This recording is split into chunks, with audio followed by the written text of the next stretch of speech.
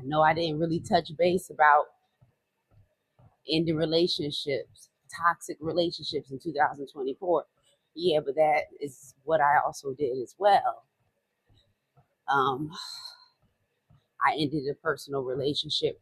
Rather, I walked away, separated myself from a personal relationship in 2024 after I realized it no longer served me.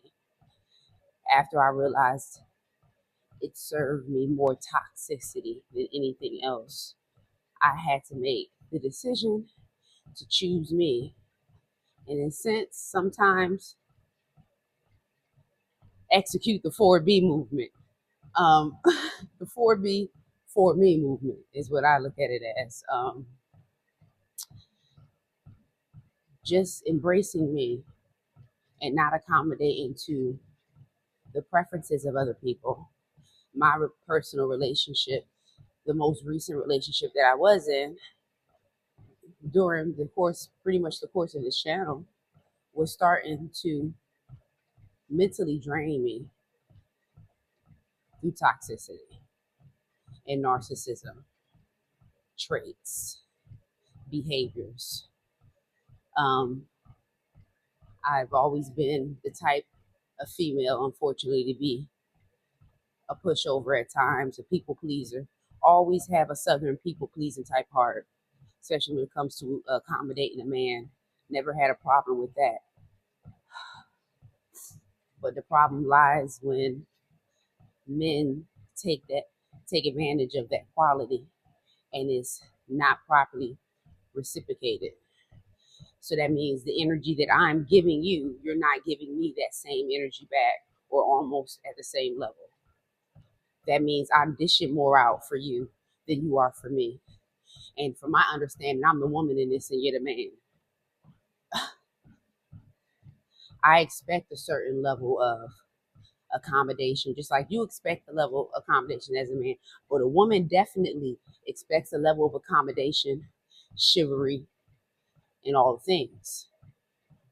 And it was getting to a point where I was I was the spunk, I was the spark of the whole relationship, and I didn't realize that until years into the relationship. So I essentially wasted another 4 years of my life with a person that I realized does not suit me. And I could have ended this relationship years ago after experiencing other red flags that us women typically ignore, especially women who are at the phase of trying to finish their princess story, trying to get the ring, trying to get the white picket fence and the dog and the kids. And so you ignore a lot of things that you needed to pay attention to that likely would show you that you having a long-term relationship would not be successful ahead of time rather than you noticing it later. I didn't. I noticed it later, but I separated myself within 2024 and it was hard, difficult, but I'm glad I did it. Do I think it's going to be permanent? It probably should be permanent unless that person is going to employ the type of change needed. But sometimes when you're dealing with a man who's of a certain age, up in age, you're dealing with older men. Older men are set in their ways, and a lot of them are grounded in their narcissistic mentality and behaviors.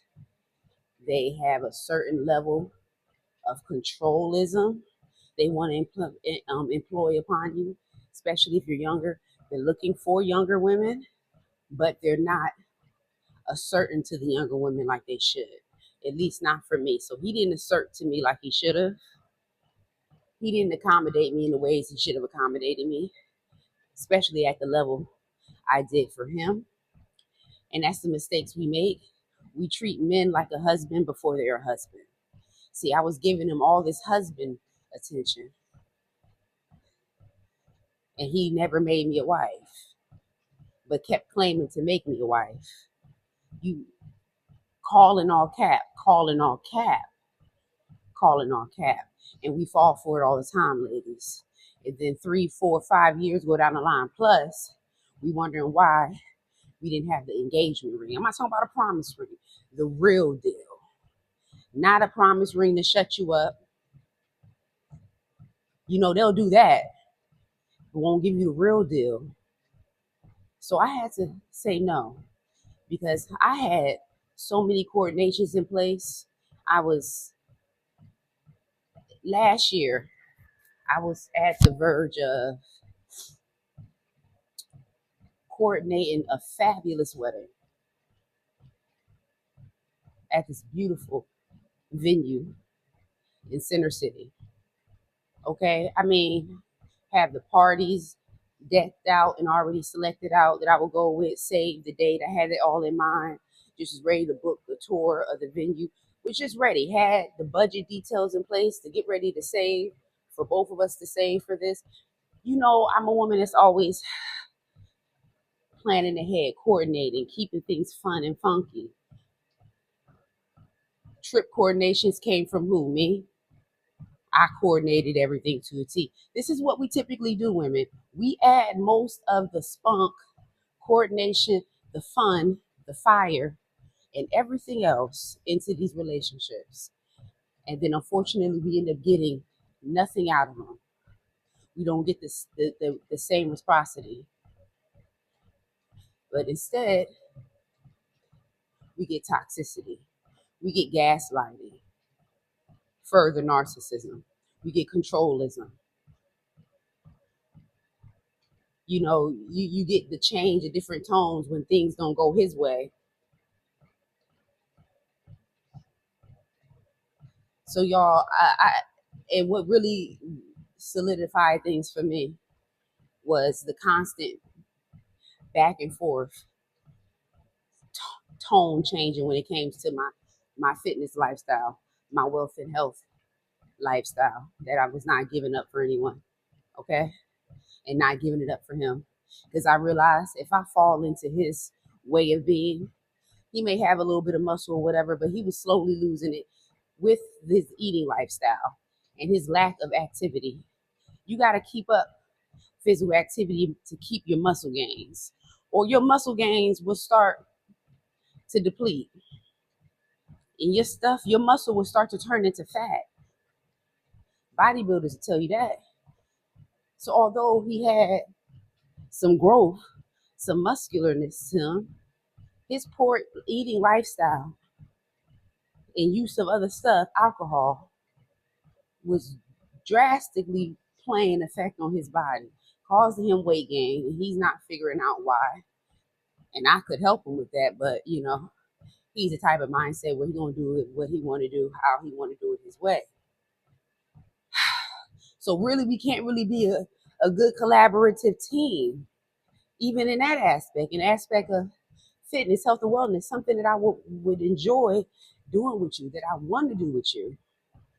You know, that I envisioned. I wanted somebody who was somewhat fit. Even though you ain't, you know, at the high level, but you practice physical fitness, exercise on a weekly basis, you know, as a non-negotiable. I like that in a man. That means you care about your heart health. Number one, you care about your heart health. You care about your bone density. You care about your ability to still sustain and obtain strength as you age. And then you care about the way you look.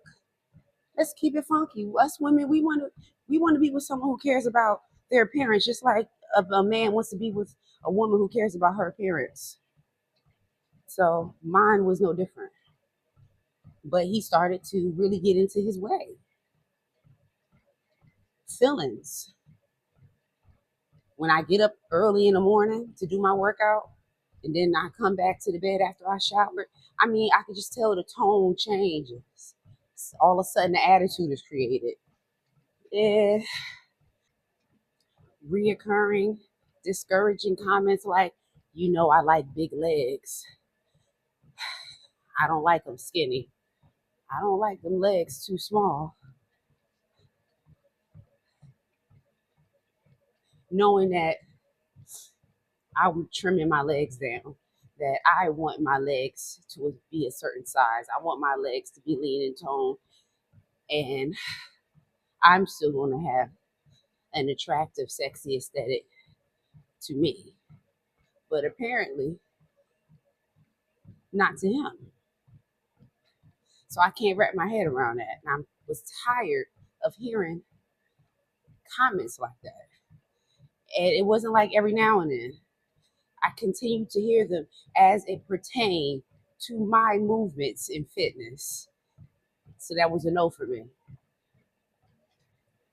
A prime example of how men keep women obese, and specifically black men in the black community keep black women obese for the aesthetic and for their sexual preference or just their appealing preference. You know, my daddy always told me, get a woman with big legs. Get a woman with big legs. Okay, go get you a woman with big legs. I can't deal with that. So overall, I remove myself. I don't know if it's going to be permanent. That's based on him. But if it's not, if he's not going to ride on my train, then he needs to get off and remain off. And that's how I'm living my life with non-negotiables. See you in the next video. Be real and Happy New Year.